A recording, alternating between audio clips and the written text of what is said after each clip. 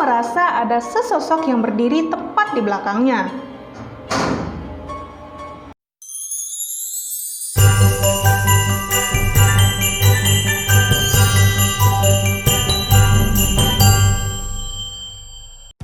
Teman-teman, welcome back to my channel. Gimana kabar kalian hari ini? Semoga tetap sehat dan sukses terus. Oke teman-teman, di malam Jumat ini seperti biasa aku akan membawakan tentang sebuah cerita horor tentang kisah nyata di balik sebuah film yang sangat mendunia, yakni boneka Annabelle atau biasa disebut dengan Annabelle the Doll. Kisahnya ini panjang banget teman-teman, tapi aku akan coba untuk meringkasnya supaya kalian nggak bosen. Dan percaya deh, ini super serem. Sebenarnya kalau menurut aku, kisah nyata dari boneka Annabelle ini justru lebih serem guys. Penasaran dengan ceritanya? Kita akan mulai sekarang. Check it out! Oke teman-teman, sebenarnya kisah dari boneka Annabelle ini sendiri itu tuh nggak sama kayak happy ending yang ada di film-film itu teman-teman. Boneka Annabelle ini sendiri sekarang sudah berada di dalam sebuah kotak kaca di Warren Occult Museum, Connecticut, Amerika Serikat. Yang mana museum ini adalah milik pasangan ahli demonologi atau paranormal yang sangat terkenal di dunia, yakni Edward and Lorraine Warren. Aku akan menceritakan tentang sedikit profil mengenai Edward and Lorraine Warren ini teman-teman. Jadi teman-teman, mereka berdua ini adalah suami istri, yang mana Ed atau Edward Warren ini dulunya merupakan seorang veteran angkatan laut pada Perang Dunia Kedua dan merupakan seorang mantan polisi yang telah menjadi ahli demonologis otodidak. Sedangkan istrinya Lorraine Warren sendiri adalah seorang cenayang atau peramal yang sangat terkenal pada zaman itu. Jadi Lorraine Warren ini sendiri sangat ahli dalam menjadi jembatan atau medium dari dunia kita ke dunia lain teman-teman. Nah, boneka Annabelle itu sendiri aslinya merupakan sebuah boneka karakter tragedian yang sama sekali nggak ada seremnya teman-teman, yang dibeli oleh seorang ibu untuk anaknya yang sedang berulang tahun bernama Donna pada tahun 1970-an. Jadi waktu itu Donna sendiri merupakan seorang mahasiswi yang sedang kuliah di bidang keperawatan teman-teman. Jadi karena tempat kuliahnya itu jauh dari rumahnya, jadi Donna pun menyewa sebuah apartemen dan tinggal bersama teman kuliahnya bernama Angie. Jadi pas ulang tahunnya Donna, ibunya ini memberikan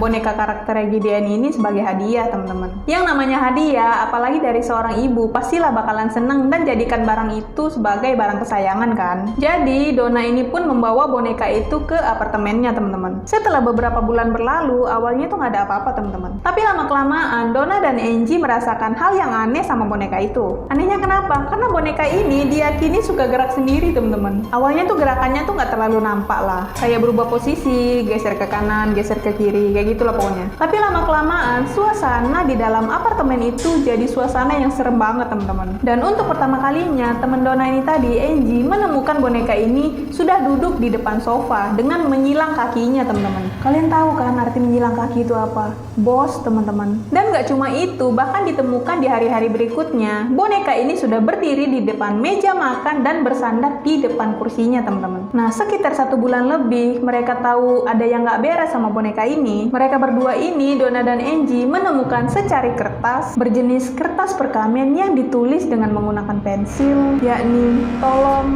kami. Dan dipercaya tulisan itu tuh kayak tulisan anak kecil. Tapi yang buat makin serem ini bukan masalah tulisannya teman-teman, tapi karena di dalam rumah itu nggak pernah ada jenis kertas perkamen teman-teman. Mereka tuh nggak pernah nyimpen benda-benda yang kayak gitu. Jadi mereka berdua ini pun saling bertanya-tanya lah dari mana datangnya kertas bertuliskan itu. Hari demi hari mereka lalui dengan tinggal bersama boneka hantu ini teman-teman. Sampai pada suatu hari boneka ini menunjukkan keanehannya dengan sangat terlihat teman-teman. Jadi malam itu Donna nih balik kuliah. Dia mandi terus baring di tempat tidur kan. Nah, boneka ini tadi kan ada di atas tempat tidur. Jadi pas Donna ini masuk ke dalam selimut, tiba-tiba dari belakang tuh kayak ada yang nyentuh punggungnya gitu. Meskipun dengan rasa penuh ketakutan, akhirnya Donna ini pun memberanikan diri untuk berbalik ke belakang teman-teman. Dan betapa terkejutnya Donna melihat boneka ini sudah berada di belakangnya teman-teman. Nah, setelah kejadian ini, Donna dan Angie udah nggak tahan lagi nih dan memutuskan untuk bertemu dengan seorang ahli demonologi. Tapi pada saat itu mereka nih belum jumpa sama pasangan Ed and Lorraine ini teman-teman. Ini adalah seorang ahli demonologi yang lain. Dan terjawablah semua, ahli demonologi ini mengatakan bahwa memang boneka itu sudah dirasuki oleh arwah seorang anak yang berumur sekitar 7 tahun yang meninggal di area apartemen di mana Donna dan Angie tinggal, teman-teman. Yang mana dipercaya gadis itu meninggal jauh sebelum apartemen itu dibangun. Dan katanya arwah gadis kecil ini sangat senang tinggal di dalam boneka ini, teman-teman. Jadi karena Donna dan Angie ini merasa kasihan, jadi dibiarkanlah arwah itu tetap tinggal di dalam bonekanya. Meskipun itu adalah satu pilihan yang sangat mengambil resiko. Nah, pada suatu hari ada seorang teman mereka bernama Lou menginap di apartemen mereka. Jadi Lou ini udah mendengar cerita tentang boneka ini dari dua temennya ini. Jadi dia ngerasa nggak suka dan berusaha meyakinkan Donna untuk membuang boneka itu. Tapi Donna ini juga nggak peduli karena dia tuh sayang banget sama boneka itu kan. Nah, setelah itu boneka ini pun tahu kalau Lou ini adalah sebuah ancaman baginya karena dia tuh nyuruh Donna untuk buang dia gitu. Nah, pada suatu malam pada saat Lou sedang tidur pulas, ia merasakan ada yang memegang kakinya dari dalam selimut dan lama-kelamaan naik ke atas dadanya. Dan dalam beberapa saat boneka Raggedy Ann ini langsung mencekik Lou, teman-teman. Dan Lou sendiri rasanya dia tuh pengen ngelawan tapi tetap aja nggak bisa, teman-teman. Hingga akhirnya dia pun pingsan dan bangun keesokan paginya. Dan dia pun bertanya-tanya sebenarnya kejadian semalam itu adalah mimpi buruk ataupun kenyataan gitu.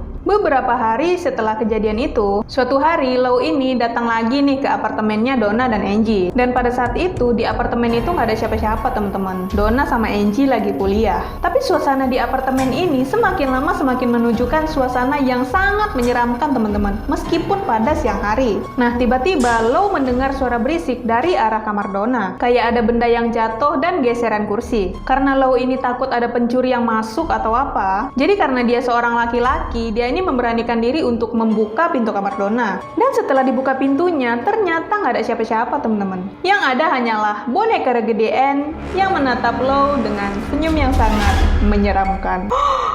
Dan pada saat Lou ingin mendekati boneka itu, Lou merasa ada sesosok yang berdiri tepat di belakangnya.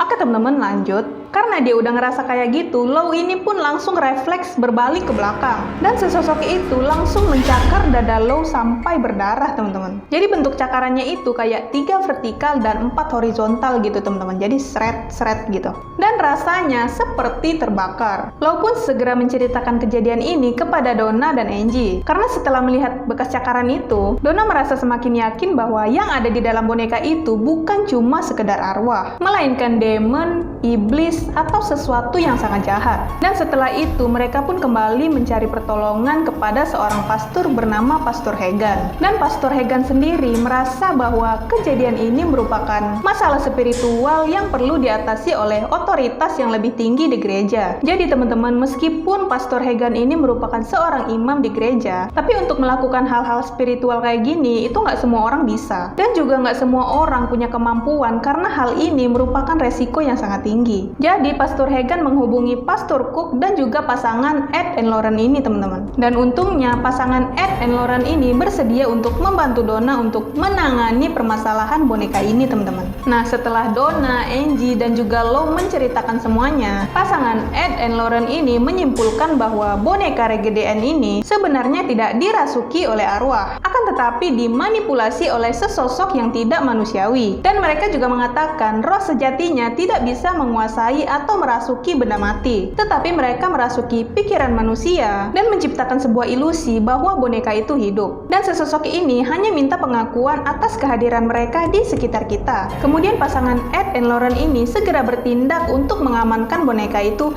dari pemiliknya atau orang sekitarnya, karena takut lama-kelamaan iblis itu akan merasuki salah satu dari mereka dan terjadi hal yang tidak diinginkan. Dan pasangan paranormal ini pun meminta izin kepada Donna selaku pemilik boneka itu untuk membawa boneka itu. Nah, sebelum memulai perjalanan, Ed, suami Lauren ini memilih jalan belakang, jadi kayak jalan kecil gitu, teman-teman. Mereka sengaja tidak mengambil jalan raya karena mereka ini udah feeling akan terjadi sesuatu di tengah jalan gitu. Dan bener aja, sepanjang perjalanan mobil yang mereka kendarai ini beberapa kali mati di tengah jalan, teman-teman. Padahal memang nggak ada masalah apa-apa sama mobilnya. Nah, setelah sampai di rumah, pasangan ini pun meletakkan boneka itu di dalam sebuah box kaca di dalam rumah mereka. Jadi mereka tuh ada satu museum di ruang bawah tanah rumah mereka. Dan setelah itu, mereka pun memanggil pastor untuk memerciki boneka itu dengan air suci. Tujuannya untuk mensucikan boneka itu. Dan sampai sekarang, museum ini menjadi museum yang paling seram di dunia. Dan dibuka untuk umum. Tetapi seperti yang kita tahu, kalian harus menjaga sikap ketika berkunjung ke sana. Karena di antara semua barang yang menyeramkan di museum ini, tetap saja boneka Annabelle yang sangat mengerikan. Bahkan di sana sudah ditulis, peringatan, sangat berbahaya, dan jangan disentuh. Oke teman-teman, itu tadi dia cerita asli mengenai boneka Annabelle. Sampai sini aja video dari aku, silahkan klik like di bawah kalau kalian suka sama videonya. Jangan lupa subscribe channel aku dan hidupin tombol loncengnya supaya kalian tahu updatean terbaru dari aku. See you next video, thanks for watching, bye-bye!